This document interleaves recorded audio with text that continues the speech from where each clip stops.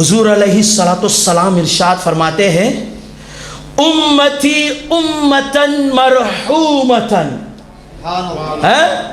قال رسول اللہ صلی اللہ تعالی علیہ وآلہ وسلم. حضرت انس بن مالک رضی اللہ تعالی عنہ، انس بن مالک وہ پیارے صحابی ہے جنہوں نے ہمارے نبی صلی اللہ تعالی علیہ وآلہ وسلم کے خدمت میں 10 سال صبح و شام گزارے ہیں without any difficulty. بھئی سن کر پھر بھی بڑے کنجوسی سے آپ لوگ سبحان اللہ کہتے ہو، حیرانگی کی بات نہیں ہے. Are we thinking that it's very simple? اگر کسی کو کہا جائے بھائی بکر صاحب 1 ہفتہ اپنی ماں باپ کے خدمت میں گزارو وقت، تو وہ کہے گا 1 ہفتہ، 1-2 دن نہیں ہو سکتا. ماں باپ کی خدمت میں کتنے لوگوں کے لیے 1 ہفتہ گزارنا مشکل ہو جاتا ہے، مصیبت ہوتا ہے. سوچتے ہیں کہ بیوی کیا کہے گی، بچوں کے ساتھ کیا ہوگا، ہم نے اور بھی سارے کام کرنے ہیں زندگی میں. حضور سے محبت کرنا چاہتے ہو تو کسی آج کل کے صدی کے لوگوں کی طرف مت دیکھو، صحابہ اکرام رضوان اللہ تعالی علیہم مجمعین کی طرف دیکھو. حضور علیہ الصلوۃ والسلام سے سچی اور پکی محبت کرنے کا انداز تم ان سے سیکھو گے. انہوں نے کچھ نہیں سوچا، آگے پیچھے سوچا ہی نہیں کیا ہوگا، کیسے ہم کریں گے. 10 سال انہوں نے رسول اللہ صلی اللہ تعالی علیہ وآلہ وسلم کی خدمت میں گزار دی. تو دیکھیں اس کا مطلب یہ ہوا کہ اگر وہ 10 سال بغیر کسی ٹینشن کے گزارے تو ظاہر بات ہے کہ جس کے خدمت میں انہوں نے وقت گزارے ہیں اس کا کیا مقام ہوگا، اس کا اندازہ ہم لگا سکتے ہیں کیا ہم اس کی مقام کے اندازہ سوچیں. think about it, it is impossible.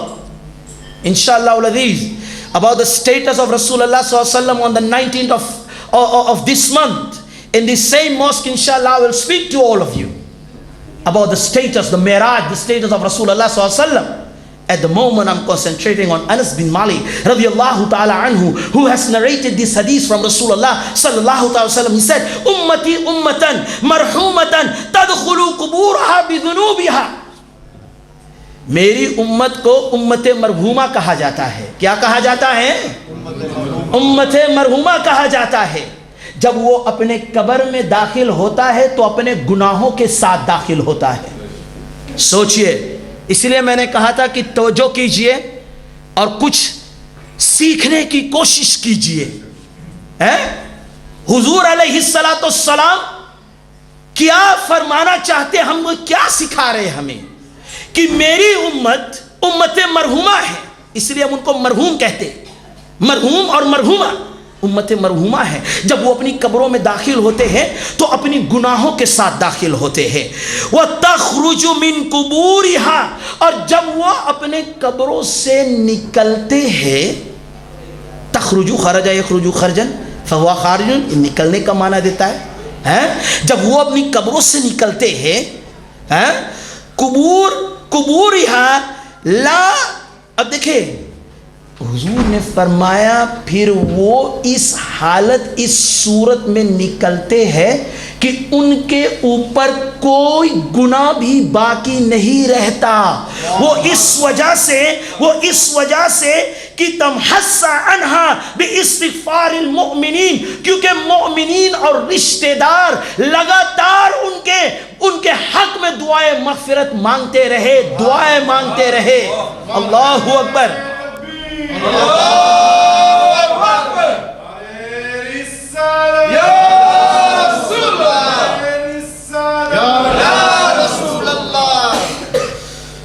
پھر حضور نے یہ بھی فرمایا کہ میت اپنے قبر میں ایسے ہوتے ہیں جیسے ایک آدمی ابھی ڈوبنے لگے ہیں.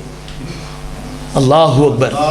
ایک میت، ایک آدمی جس کو دفن کر دیا گیا ہے، وہ قبر میں اس کی مثال ایسے ہوتی ہے جیسے ایک آدمی آپ کو دکھائی دے رہا ہے کہ وہ ڈوب رہا ہے، اب ڈوبے گا یا کب ڈوبے گا، اور وہ ینتظروا دعوت، وہ دعوت اور دعا کے انتظار میں ہوتا ہے، من ابن و امن و اخن و صدیقی، کبھی ماؤں کی دعاؤں کی انتظار میں، کبھی باپ کی دعاؤں کے انتظار میں، کبھی بیٹا کی دعاؤں کے انتظار میں، کبھی اپنے دوست احباب کی دعاؤں کے انتظار میں۔ ارے بھائی کہتے ڈوبتے ہوئے لوگوں کے لیے تنکے کی سہارا کافی ہے۔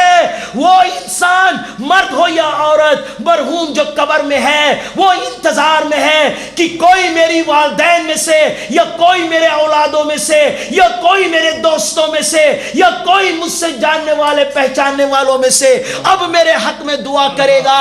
اور جب کوئی ان کے حق میں دعا کرتا ہے تو حضور نے فرمایا کہ وہ دعا اس میت کے لیے، اس اہل قبر کے لیے زمین و آسمان کی دولت سے بھی زیادہ پسند ہوتا ہے۔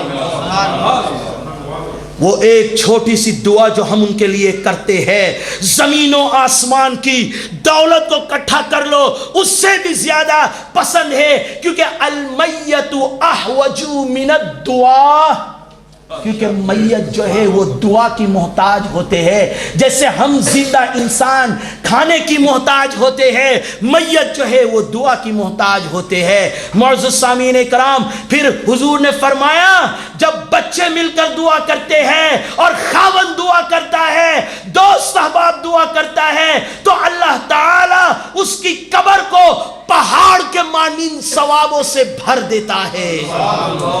نعرہ تکبیر، اللہ